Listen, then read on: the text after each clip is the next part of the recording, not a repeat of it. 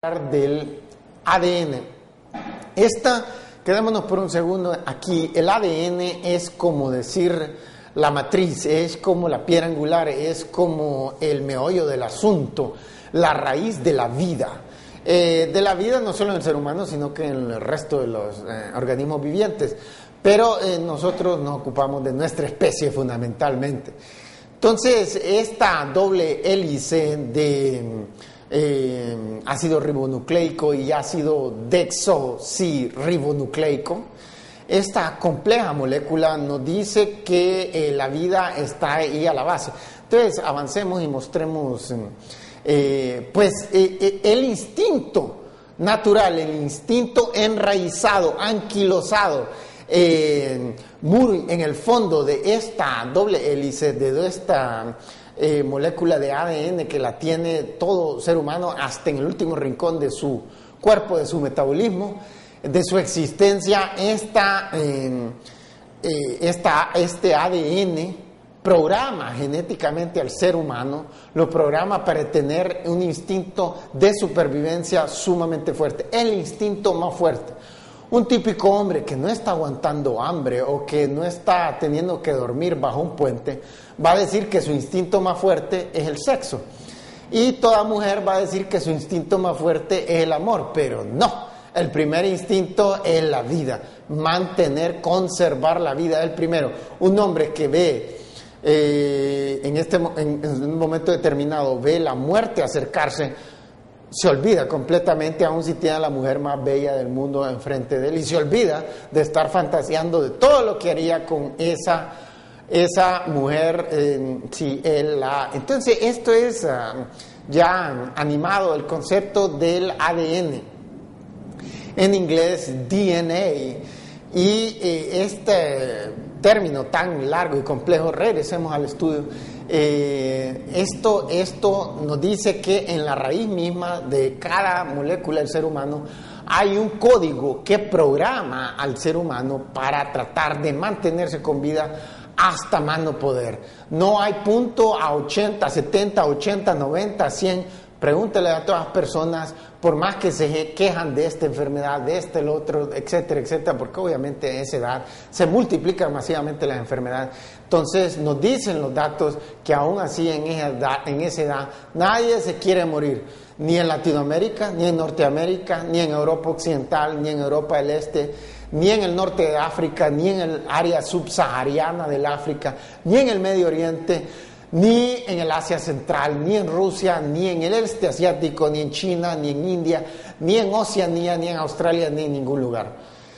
Por todos lados la vida se impone y busca siempre, incluso contra todas las adversidades, de mantenerse, por lo menos mantener la supervivencia de la especie. Entonces, ese es el objetivo número uno, está escrito en nuestro código de ADN, en nuestro ácido desoxirribonucleico, y eso nos confirman los científicos que desde la época de los 50 dejaron claro cuál era esta estructura del ADN, y por la cual aquellos hombres y mujeres que lo descubrieron les dieron un premio Nobel en fisiología o en medicina. Entonces, ese es el objetivo número uno. ¿Cómo lo prolongamos? Bueno, en noviembre del 2010, estamos acá apenas unos meses de que eso haya acaecido, unos investigadores, unos científicos, unos profesores de la Universidad de Harvard, y más particularmente de la Escuela de Medicina de Harvard, publicaron un artículo en la revista Nature, Naturaleza, traducido al español, que es probablemente la revista de mayor prestigio científico en el mundo. En ese artículo ellos informaban de unos experimentos que habían estado haciendo con unos ratones. Estos ratones estaban ancianos, estaban decrépitos, unos padecían de tumores, otros padecían de cáncer, otros padecían les temblaba todo el cuerpo, estaban padeciendo de Parkinson, otros habían olvidado una serie de mecanismos, de trayectorias que regularmente hacían para hacer sus actividades regulares, porque la memoria ya no les estaba funcionando, estaban padeciendo de Alzheimer's. Y así, pues, el ratón lo utilizan mucho los científicos en los laboratorios porque se asemeja enormemente al metabolismo, al cuerpo del ser humano. No son idénticos, pero pongámosles que en un 95, 96%, sumamente idéntico todo, la genética, la estructura, el posicionamiento de los órganos, etc. Entonces, estos ratones, hacía varias décadas, 2 mujeres y un hombre, 2 científicas y un científico, brillantemente descubrieron lo que se llama telomerasa, un término como todos esos científicos, pero menos largo como el del ADN.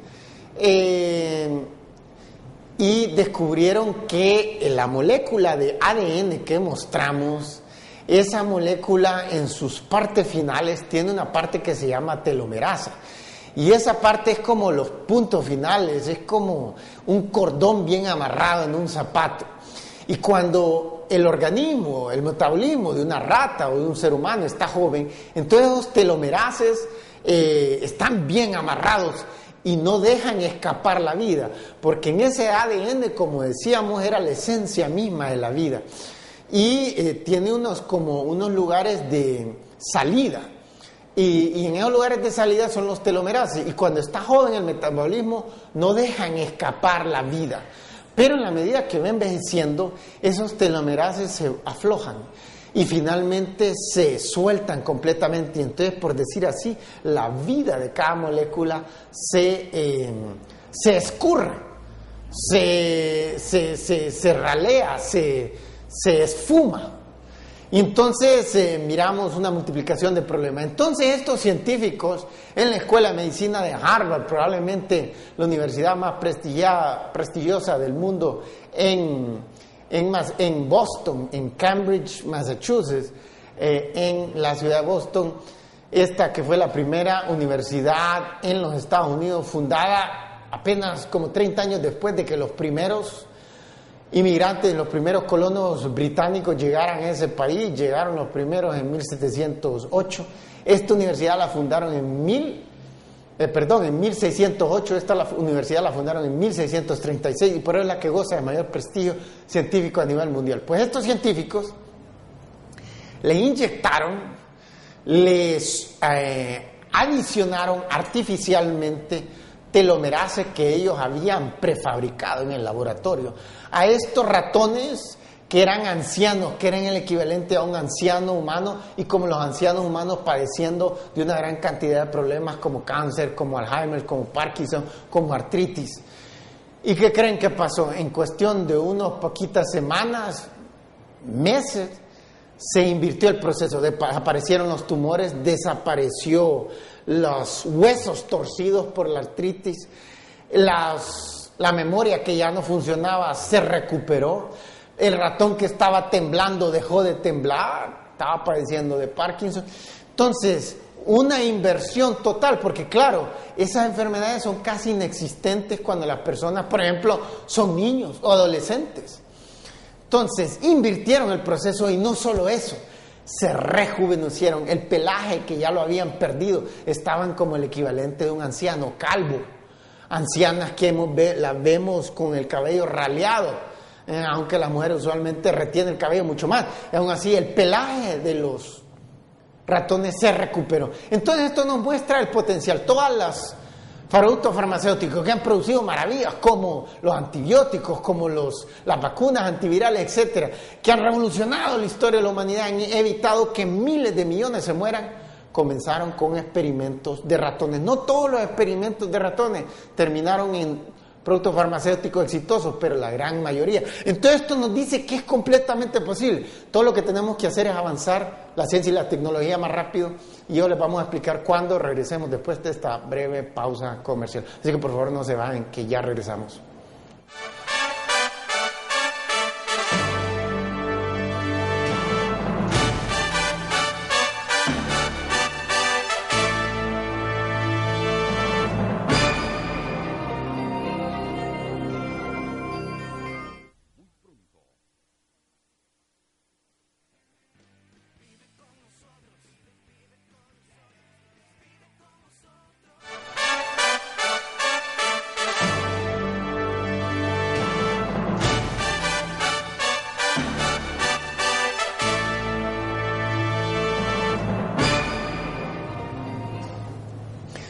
Bueno, ya estamos de regreso y estábamos hablando precisamente de este experimento en ratones que científicos de la Universidad, de la Escuela de Medicina de Harvard, efectuaron y publicaron en noviembre del 2010 en la revista Naturaleza, Nature.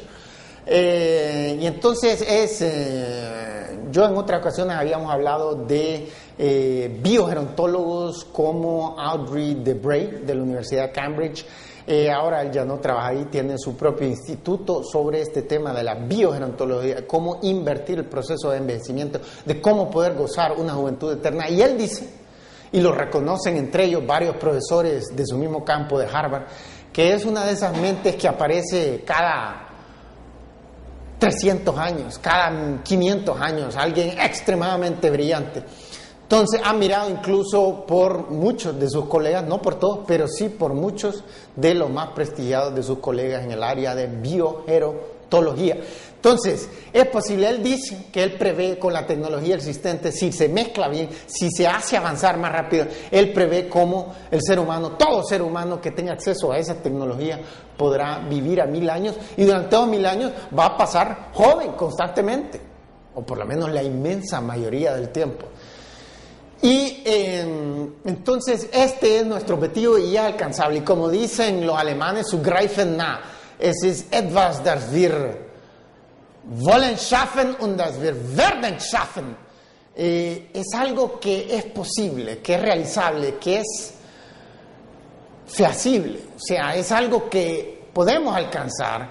De lo que se trata es cómo, qué tan rápido, porque, como decía el filósofo, a largo plazo todos estamos muertos. Entonces, que no me vengan con cuentos que de aquí a 100 años o 200, yo la quiero ya. Y mis colegas en este canal lo quieren ya. Y sobre todo los ancianos del mundo entero, en Latinoamérica, en los Estados Unidos, en el resto del mundo, lo queremos ya. No queremos ni estar padeciendo ni de artritis, ni de Parkinson, ni de Alzheimer, ni de problemas cardíacos, ni de cáncer, ni de nada. Entonces, que lo queremos todo y queremos mantenernos con vida y no queremos mantenernos en perfecta salud y en perfecta juventud. ¿Por qué? Porque el objetivo último de todo ser humano es la felicidad y la felicidad no se puede alcanzar si uno está viendo la muerte acercarse cada vez, si uno está padeciendo dolores por esta enfermedad o por aquí, si está padeciendo de deformidades por esta enfermedad o por esta otra. Entonces, lo primero es lo primero, y estos avances, grandes avances científicos, sobre todo en el campo de la genética, estos últimos años, estas últimas 2 décadas, nos dicen que ese sueño que muchos escritores de ciencia ficción, de fantasía, de la literatura desde hace siglos y milenios han hablado de, por ejemplo, la fuente de la eterna juventud, es realizable, es algo que podemos hacer hoy.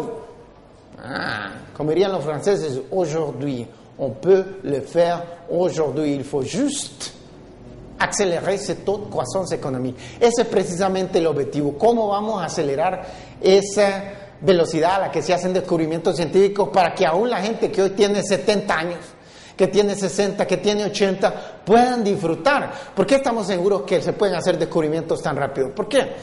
Porque en la Segunda Guerra Mundial el crecimiento fue espectacular. Primero, de 1933 al 39 en Alemania. Estaban teniendo un crecimiento espectacular. Hicieron una serie de descubrimientos, pero avasalladores. Después, a partir del 40, Alemania tuvo cifras negativas en el problema con poner gente loca con deficiencias mentales como Adolfo Hitler.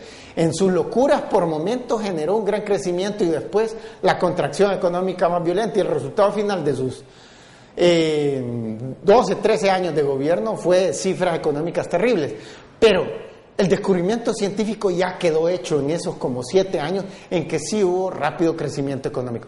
La historia de la humanidad nos dice que el rápido crecimiento económico es la fuente generadora, es la madre, es la partera de la ciencia y la tecnología.